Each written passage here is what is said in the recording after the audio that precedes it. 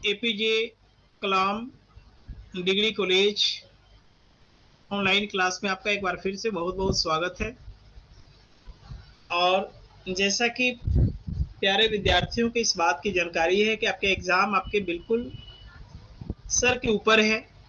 आपके exam next month में होने वाला है और आज हम लोग ज्योग्राफी सेमेस्टर 3 की बातें कर रहे हैं। और ज्योग्राफी सेमेस्टर 3 में जो भी टॉपिक है उसको मैंने पढ़ाया है।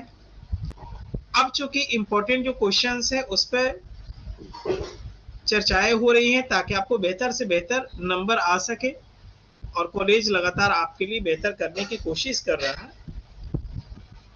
इस बार एक संभावित जो प्रश्न है वो ये है, भारतीय कृषि की प्रमुख विशेषताओं को लिखें। या आर्थिक भूगोल के महत्वपूर्ण क्रियाकलापों को विस्तार से लिखें। तो आज हम लोग दो चीजों पे चर्चा करेंगे एक छोटे से क्लास में। अगर आपसे पूछा जाए कि आर्थिक भूगोल के प्रमुख क्रियाकलापों की विवेचना करें या आर्थिक भूगोल के प्रमुख क्रियाकलापों के विशेषताओं को लिखें या आर्थिक भूगोल के क्रियाकलापों पर चर्चा करें, तो चाहे जैसे भी प्रश्न आए, अगर उसमें आर्थिक भूगोल के क्रियाकलाप के बारे में लिखा हुआ है तो आपको उसका आंसर कैसे लिखना है। हमारी जो क्रियाकलाप होती है इस चीज को जानना है। हमारी जो एक्टिविटीज होती है किस क्षेत्र में, अर्थव्यवस्था के क्षेत्र में, आर्थिक भूगोल के क्षेत्र में। तो हमारी एक्टिविटीज जो होती है वो तीन तरह की होती है, प्राथमिक, द्वितीय और तृतीय। यानी प्राथमिक क्रियाकलाप, द्वितीय क्रियाकलाप और तृतीय क्रियाकलाप। देखिए, इन चीजों को, तीनों चीजों को अच्छे से समझ जाएंगे तो बेहतरीन तरीके से आप आंसर लिख देंगे। यानी आर्थिक भूगोल में मानवीय क्रियाकलापों को निम्नलिखित तीन वर्गों में या तीन प्रकारों में बांटा गया है। पहला प्राथमिक क्रियाकलाप, दूसरा द्वितीय क्रियाकलाप और तीसरा तृतीय क्रियाकलाप। प्राथमिक क्रियाकलाप का मतलब ये होता है कि वैसी हमारी एक्टिविटीज, वैसा हमारा काम या वैसी हमारी क्रियाएं जो ट्रेडिशनल तरीके से चली आ रही, जो परंपरागत तरीके से चली आ रही, जैसे परंपरागत तरीके से की जाने वाली कृषि, वो हमारी प्राथमिक क्रियाकलाप में आएगी। परंपरागत तरीके से किया जाने वाला पशुपालन, वो हमारी प्राथमिक क्रियाकलाप में आएगी।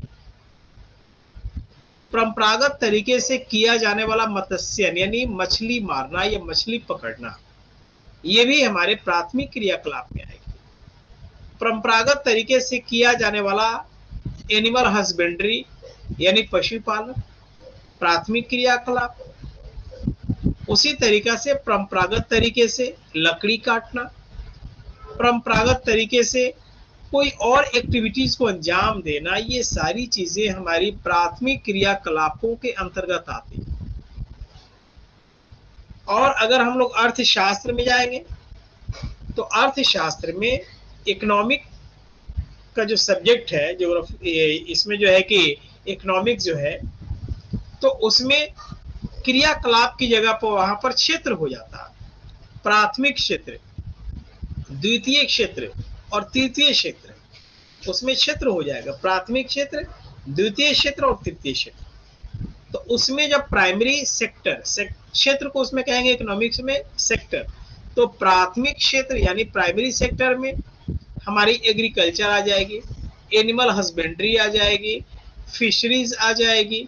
इस तरह की चीजें हमारी प्राइमरी एक्टिविटीज में आ जाती, प्राइमरी सेक्टर में आता है। या माइनिंग, खाद्यान्नों को खोदना, खाद्यान्नों से जो है कि खनिज को निकालना, तो ये हमारा प्राइमरी सेक्टर में आता है। और आपको पता होगा कि हमारे देश के कुल अर्थव्यवस्था के अंतर्गत हमारे जीडीपी में प्राथमिक जो सेक्टर है, प्राथमिक जो क्षेत्र है, पहले इसका 14% कंट्रीब्यूशन होता था।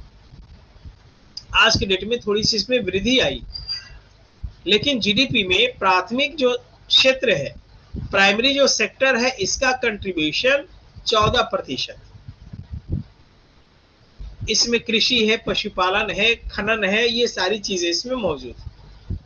जबकि जो दूसरा जो क्षेत्र है, द्वितीयक जो क्षेत्र है, जिसको सेकेंडरी सेक्टर कहते हैं, उसमें इंडस्ट्री को रखा गया है, उद्योग को रखा गया है।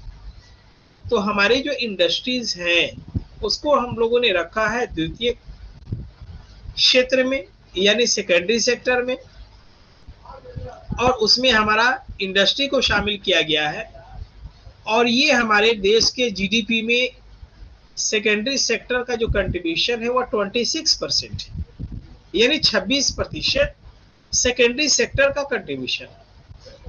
और जो हमारा टर्शरी सेक्टर है, जिसको हम लोग कहते हैं सर्विस सेक्टर या सेवा क्षेत्र, यानी कि सेवा क्षेत्र में क्या आ जाएगा, ट्रेड एंड ट्रांसपोर्ट आ जाएगा, सेवा क्षेत्र में बैंकिंग सिस्टम आ जाएगा, या जो भी सर्विसेज के लिए होटल, रेस्टोरेंट, एजुकेशन, सारी चीजें, these are the tertiary sector.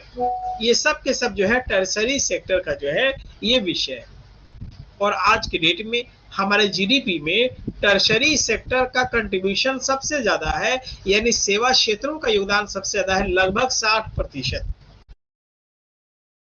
Primary sector का 20%, सेकेंडरी सेक्टर का, टर्शरी सेक्टर का, जिसको हम लोग कहते हैं सर्विस सेक्टर।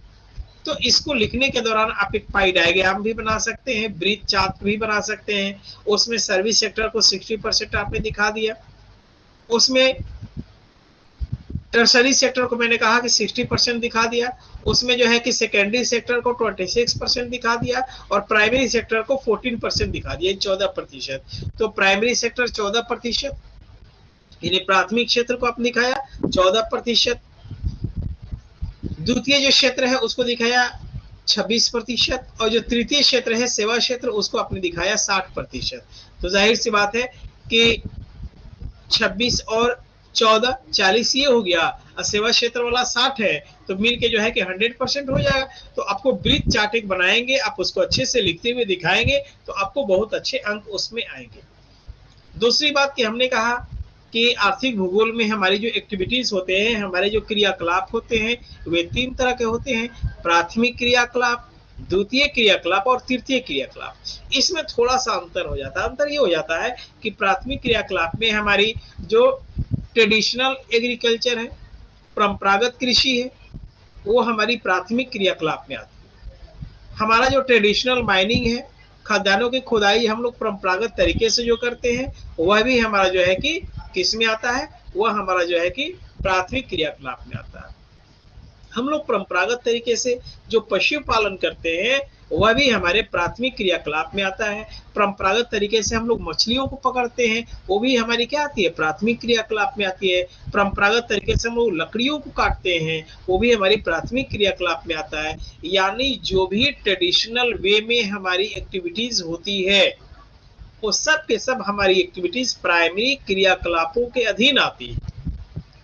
जबकि द्वितीय क्रियाकलाप में टेक्नोलॉजी शामिल हो जाती है। जब हम तकनीकों का इस्तेमाल करने के बाद अपने क्रियाकलापों को अंजाम देते हैं, तब हमारी वो द्वितीय क्रियाकलाप में शामिल हो जाती है। जैसे आधुनिक कृषि द्वितीय क्रियाकलाप में आ जाएगी। हमारा जो है कि उद्योग जिसमें तकनीक का इस्तेमाल करते हैं, द्वितीय क्रियाकलाप में आ जाएगी। हमारा जो है कि आधुनिक तरीके से जो है कि माइनिंग द्वितीय क्रियाकलाप में आ जाएगी। अब चूंकि द्वितीय क्रियाकलापों से जो भी प्रोडक्ट निकलता है, उस प्रोडक्ट का अगर हम लोग इस्तेमाल करके एक नई सर्विस देते हैं, तो वह हमारी तृतीय क्रियाकलाप में आ जाती है। जैसे सेवा क्षेत्र, banking system, trade and transport, ये सारी चीजें जो है हमारे तृतीय क्रियाकलापों के अधीन आ जाती है। तो इस तरह से जो है कि ये आर्थिक भूगोल में क्रियाकलापों के विषय में लिखने के लिए बातें आती है तो आपको इस तरह से लिख देना है। उसके बाद लिखा जाए कि भारतीय कृषि की प्रमुख विशेषताओं को लिखें। तो चूंकि हमारी जो भारतीय कृषि है, तो हमारी भारतीय कृषि मिश्रित कृषि का उदाहरण, क्वेश्चन पूछा जाएगा आपसे कि भारतीय कृषि किस प्रकार की कृषि के अंतर्गत आती है, या भारतीय अर्थव्यवस्था किस प्रकार की अर्थव्यवस्था के अंतर्गत आती है। तो भारतीय कृषि जो है वह मिश्रित कृषि के अंतर्गत आती है, जिसको मिक्स्ड एग्रीकल्चर कहते हैं, और भारतीय अर्थव्यवस्था को मिक्स्ड इकोनॉमी के नाम से जाना जाता है। अब ऐसा क्यों, भारतीय कृषि को मिश्रित कृषि क्यों कहते हैं? मिश्रित कृषि उस कृषि को कहा जाता है जब कृषि कार्यों के साथ साथ पशुपालन की जाए। यानी हमारे देश में जो लोग एग्रीकल्चर करता है, जो लोग कृषि करता है, तो साथ में क्या करता है, पशुओं को भी पालता है, पशुपालन भी करता है। तो पशुपालन करने के दौरान तो क्या करता है, कृषि भी करता है।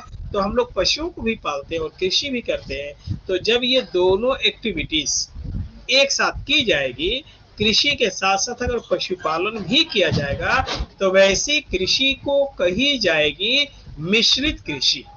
ध्यान रखिएगा, जब कृषि कार्यों के साथ साथ पशुपालन किया जाता है तो वैसी कृषि को मिश्रित कृषि के नाम से जाना जाता है, जिसको मिक्स्ड एग्रीकल्चर कहा जाता है। जाहिर सी बात है, हमारे देश में विश्व में सबसे ज्यादा पशुधन पाए जाते हैं, एग्रीकल्चर बड़े पैमाने पर की जाती है। तो दोनों चीजों का जो है एक बेहतरीन जो है कि कॉम्बिनेशन। तो पहली विशेषता ये हो गई कि भारतीय कृषि एक मिश्रित प्रकार की कृषि है। उसमें लिखना पड़ेगा क्यों है, उसको भी आपको देखना पड़ेगा। दूसरी बात ये है कि भारतीय कृषि मानसूनी प्रकार की कृषि है, ये भी इसकी विशेषता है। क्योंकि भारतीय हमारी जो कृषि है वो मानसूनी प्रकार की कृषि है। अब इसको मानसूनी प्रकार की कृषि क्यों कहते हैं? इसलिए कहते हैं कि हमारे देश की जो कृषि है वह पूरी तरह से मानसून पर निर्भर करती है, यानी मानसूनी वर्षा पर निर्भर करती है। जिस वर्ष हमारे देश में अच्छी मानसूनी वर्षा होती है, उस समय हमारे जो कृषि फसलों का उत्पादन है वह हमारी उम्मीद से ज्यादा हो जाता है, उसका उत्पादन ज्यादा हो जाता है। लेकिन जिस वर्ष मानसून धोखा दे देता है, उस वर्ष हमारे कृषि उत्पाद घट जाते हैं। तो हमारे देश में इस तरह की स्थितियां लगातार उत्पन्न होती है, कभी मानसून अच्छा रहा, कभी मानसून ने धोखा दे दिया। तो उसी के मुताबिक हमारे देश के जो किसान हैं वो क्या करते हैं, वो कृषि करते हैं। इसलिए भारतीय कृषि को मानसून का जुआ कहा जाता है। Indian agriculture also known as a gamble of monsoon, यानी भारतीय कृषि मानसून का जुआ है। यानी जिस वक्त अच्छी मानसूनी वर्षा होती है तो हमारे फसलों का उत्पादन बढ़ जाता है। जिस वक्त जो है कि या जिस वर्ष मानसून समय पर नहीं आ पाता है, समय पर वो धोखा देता है, तो उस समय किसान जो है उनकी कृषि फसलों का उत्पादन घट जाता है। तो ये दूसरी विशेषता हुई कि हमारी जो कृषि है, भारतीय कृषि जो है, उसको मानसूनी प्रकार की कृषि कहा जाता है। तीसरी विशेषता, भारतीय कृषि जीवन निर्वाह प्रकार की कृषि। अब जीवन निर्वाह का यहाँ पर मतलब क्या है? जीवन निर्वाह का यहाँ पर मतलब ये है कि वैसी कृषि जिसका उद्देश्य हम अपनी आवश्यकताओं की पूर्ति के लिए करते हैं, अपने जीवन निर्वाह के लिए करते हैं। यानी हमारे देश के जो किसान है वो ज्यादातर उनका उद्देश्य होता है कि हमें सालों भर का जो है कि भोजन उपलब्ध हो जाए, यानी उससे हमारा जीवन का निर्वाह हो सके। तो हमारे देश की कृषि की जो महत्वपूर्ण विशेषता है वह जीवन निर्वाह प्रकार की कृषि का है। हम लोग जीवन जीने के लिए जो है ये कृषि फसलों को उत्पादन करते हैं। लेकिन आज एक नई विशेषता इसमें शामिल हो जा रही है कि अब हम लोग व्यापारिक उद्देश्य से भी कृषि कर रहे हैं। आज हम लोग जो है कि कैश क्रॉप का भी उसको उगाते हैं, यानी कमर्शियली भी जो है हम लोग कृषि कार्यों को अंजाम दे रहे हैं। जैसे कि कॉटन को हम लोग उपजाते हैं, कपास की खेती करते हैं, हम लोग जो है कि इस तरह से मसालों की खेती करते हैं, हम लोग फ्लोरिकल्चर करते हैं, फूलों की खेती करते हैं, हम लोग फलों की खेती कर रहे हैं। तो इस तरह से आज एक नया ट्रेंड डेवलप हुआ है कि हम लोग जीवन निर्वाह के साथ साथ जो है हम लोग व्यापारिक कृषि भी कर रहे हैं। चौथी विशेषता भारतीय कृषि की चौथी विशेषता ये है कि हमारी भारतीय कृषि जो है वह चावल प्रधान कृषि है। चूंकि हमारे देश में जो खाद्यान्न है वो खाद्यान्न तीन तरह का है, मुख्य रूप से चावल, गेहूं और मक्का। चावल को प्राथमिक खाद्यान्न कहा था। क्वेश्चन पूछा है कि हमारे देश के प्राथमिक खाद्यान्न कौन सा है, तो चावल है, तो प्राथमिक खाद्यान्न चावल है। दूसरा खाद्यान्न फसल कौन सी है, तो गेहूं है। और तीसरा खाद्यान्न फसल कौन सा है, तो मक्का है। तो पहला चावल, दूसरा गेहूं, तीसरा मक्का। तो इस तरह से ये हमारे देश की जो कृषि है उसकी महत्वपूर्ण विशेषताओं में ये है कि भारतीय कृषि चावल प्रधान प्रकार की कृषि है। यही वजह है कि भारतीय संस्कृति को चावल संस्कृति के नाम से जाना जाता है। और इसके अन्य विशेषताओं में क्या शामिल है, तो हमारे देश के किसान जो है कि डेडिकेटेड किसान हैं, जो कृषि कार्यों को जो है कि बहुत ही दिल से जो है उस कार्य को अंजाम देते हैं, ताकि जो है कि उनसे ज्यादा से ज्यादा पैदावार हो सके। और चूंकि भारतीय जो किसान होते हैं इस धरती को मां समझते हैं और इस मिट्टी को मां समझते हैं, और उसी तन मन धन से जो है ये अपने कृषि कार्यों को अंजाम देते हैं। तो इस तरह से भारतीय कृषि की विशेषताओं को जब पूछा जाएगा तो आपको इन सारी चीजों को इलिब्रेट कर देना, उसको अच्छे से लिख देना है, आपको बहुत अच्छे नंबर आ जाएंगे। जो मैंने 5 पॉइंट बताया उसी 5 पॉइंट को अगर आप जो है कि बेहतरीन तरीके से उसको लिख देंगे तो आपको बहुत अच्छे अंक आ जाएंगे। तो नेक्स्ट क्लास में हम लोग और भी ज्वलंत जो आपके एग्जाम में आने वाले प्रश्न है उस पर हम लोग चर्चा करेंगे। तो आज बस इतना ही। बहुत बहुत धन्यवाद। Thank you very much. जय हिंद, जय भारत। Thank you.